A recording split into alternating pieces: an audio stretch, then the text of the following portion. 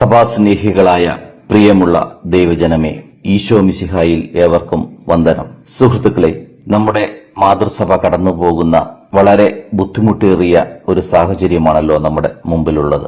മിസ്ഇൻഫർമേഷൻസും കലാപ ആഹ്വാനങ്ങളും പുറകിൽ നിന്നുള്ള ചതികളും സഭയെ വിഭജിക്കുവാന് പിശാചിന്റെ കൈകളിൽ പാത്രമായി നിൽക്കുന്ന ഒരു നേതൃനിരയെ നമ്മൾ കാണുന്നു.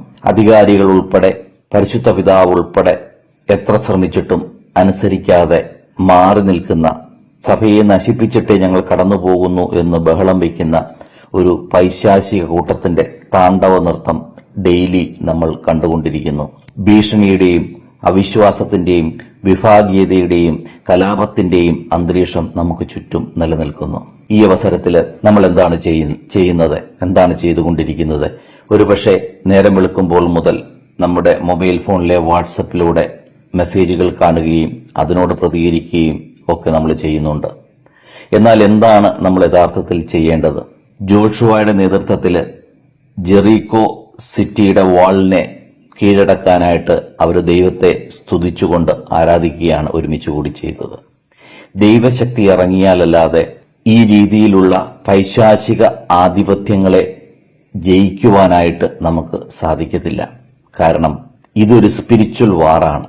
സഭയെ നശിപ്പിക്കുന്ന പിശാചിന്റെ കുടില തന്ത്രങ്ങളെ എതിർക്കുവാനായിട്ട് ഒരുപക്ഷെ ലോകത്തിന്റെ ആത്മാവ്, ലോകത്തിലെ ഇൻസ്റ്റിറ്റ്യൂഷൻസ് ഒക്കെ പൈശാചികമായ ശക്തികൾക്ക് അനുകൂലമായി സഭയ്ക്കെതിരെ പ്രവർത്തിക്കുമ്പോൾ നമ്മൾ ആശ്രയിക്കേണ്ടത് സർവശക്തനായ ദൈവത്തിന്റെ കരങ്ങളിലാണ്. കാരണം എല്ലാം അറിയുകയും എല്ലാ കാര്യങ്ങളെയും സംവിധാനം ചെയ്ത സർവശക്തന്റെ കരങ്ങളിലേക്ക് നമ്മുടെ സഭയെയും നമ്മുടെ അധികാരികളെയും നമ്മളെ തന്നെയും വിശ്വാസികളെയും അങ്ങ് ഏൽപ്പിച്ചു കൊടുത്തു കഴിഞ്ഞാൽ, അവനെ സ്തുതിച്ചു കഴിഞ്ഞാൽ, അവനെ ആരാധിച്ചു കഴിഞ്ഞാൽ ഈ പൈശാചിക ബന്ധനങ്ങൾ പൊട്ടിമാറും. സഭയോട് ചേർന്ന് നിൽക്കേണ്ടവരെ ചേർത്ത് നിൽക്കുവാനും സഭയിൽ നിന്ന് പുറത്തു പോകേണ്ടവരെ പുറത്തു കളയുവാനും നമ്മുടെ അധികാരികൾക്ക് സാധിക്കും. ഈ അവസരത്തിൽ എനിക്ക് എല്ലാ സഭാസ്നേഹികളോടും ഒരു അഭ്യർത്ഥനയുണ്ട്. വെള്ളിയാഴ്ച ഡിസംബർ 22 രാവിലെ നിങ്ങൾ എവിടെയാണോ താമസിക്കുന്നത് അവിടെ നിന്ന് നിങ്ങൾ സമാന ചിന്താഗതിക്കാരെ കൂട്ടിക്കൊണ്ട് കാറിലോ വണ്ടിയിലോ നിങ്ങൾ യാത്ര ചെയ്ത് വല്ലാർപാടത്തമ്മയുടെ സന്നിധിയിലേക്ക് വരിക. നിങ്ങൾ യാത്ര ചെയ്യുമ്പോൾ ദൈവത്തെ സ്തുതിക്കുകയും ജപമാല അർപ്പിക്കുകയും ആരാധിക്കുകയും ചെയ്തുകൊണ്ടിരിക്കുക. നീ യാത്ര ചെയ്യുന്ന സ്ഥലങ്ങളെല്ലാം നിന്റേതാകും. നീ കർത്താവിന് വേണ്ടി ആ സ്ഥലങ്ങളെല്ലാം നേടിയെടുക്കും. നമ്മൾ യാത്ര ചെയ്യുമ്പോൾ കടന്നുവരുന്ന ആ പ്രദേശങ്ങളെയെല്ലാം സമർപ്പിച്ചുകൊണ്ട് പ്രാർത്ഥിക്കാം. ആ പ്രദേശത്തെ ബാധിച്ചിരിക്കുന്ന പ്രാദേശിക അരൂപികളെ നീക്കം ചെയ്യുവാനും പരിശുദ്ധാത്മാവിന്റെ പ്രചോദനമനുസരിച്ച് സത്യസഭയോട് ചേർന്ന് നിൽക്കുവാനും സഭാ അധികാരികൾക്കും വൈദികർക്കും വിശ്വാസികൾക്കും ദൈവം കൃപ കൊടുക്കട്ടെ എന്ന് പ്രാർത്ഥിക്കാം. എല്ലാവരും ഈ ഒരു പ്രത്യേകമായിട്ടുള്ള സാഹചര്യത്തിൽ സഭയുടെ വേദനയും വിഷമങ്ങളും മനസ്സിലാക്കി പുറത്തേക്ക് ഇറങ്ങുക.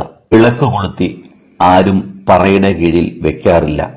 ഇന്ന് നമുക്ക് ഇതുപോലുള്ള അവസരങ്ങളിൽ നല്ലൊരു റെസ്പോൺസ് കൊടുക്കുവാൻ സാധിച്ചില്ലെങ്കിൽ നാളെ നമ്മുടെ വിശ്വാസം നശിക്കുമ്പോൾ, നമ്മുടെ മക്കള് വഴിതെറ്റിപ്പോകുമ്പോൾ തീർത്തും നിഷ്കർമ്മരായിരിക്കുവാനേ നമുക്ക് സാധിക്കത്തുള്ളൂ.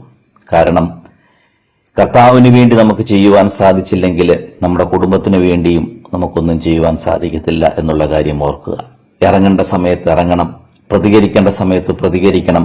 പ്രാർത്ഥന ആവശ്യമുള്ളപ്പോൾ നമ്മൾ പ്രാർത്ഥന നൽകണം. കർത്താവിനോടുകൂടി ചേർന്നിരിക്കുമ്പോൾ അത് ചേർന്നിരിക്കണം. മറ്റുള്ളവരെ ചേർത്ത് പിടിക്കണം, ഉദ്ബോധിപ്പിക്കണം. ക്രിസ്തീയ ജീവിതം എന്ന് പറയുന്നത് മൊബൈലിൽ മാത്രം തോണ്ടി അവസാനിപ്പിക്കാനുള്ളതല്ല. അതൊരു കമ്മ്യൂണിയൻ കൂടിയാണ്. ദൈവവുമായിട്ടുള്ള കമ്മ്യൂണിയനും സഹോദരങ്ങളുമായിട്ടുള്ള കമ്മ്യൂണിയനും. അത് മനസ്സിലാക്കി നമ്മുടെ ആ സോഷ്യൽ റെസ്പോൺസിബിലിറ്റി മനസ്സിലാക്കി നമ്മളെ കഴിയുന്ന രീതിയിലുള്ള കാര്യങ്ങൾ നമുക്ക് സഭയ്ക്ക് വേണ്ടി ചെയ്യാം. തീർച്ചയായിട്ടും ദൈവം പ്രവർത്തിക്കും. ജെറീക്കോയുടെ മതിലുകൾ ഇടിഞ്ഞു വീഴും. തിന്മയുടെ ശക്തികൾ ബലപ്പെടുകയില്ല. കാരണം നമ്മുടെ ഉള്ളിലുള്ളവൻ ലോകത്തിലുള്ളവനേക്കാൾ ബലമുള്ളവനാണ്. നമുക്ക് അവനെ സ്തുതിക്കാം, ആരാധിക്കാം. സഭയുടെ മഹത്വത്തിനായിട്ട് യേശുക്രിസ്തുവിന്റെ ശരീരമായ സഭയെ പടുത്തുയർത്തുവാൻ വേണ്ടി, അതിനെ വളർത്തുവാൻ വേണ്ടി നമ്മളെ കഴിയുന്ന രീതിയിലുള്ള ആ പ്രാർത്ഥനകളും ഉപവാസങ്ങളും സഹായങ്ങളും ചെയ്തു കൊടുക്കാം. ഏവർക്കും സ്വാഗതം.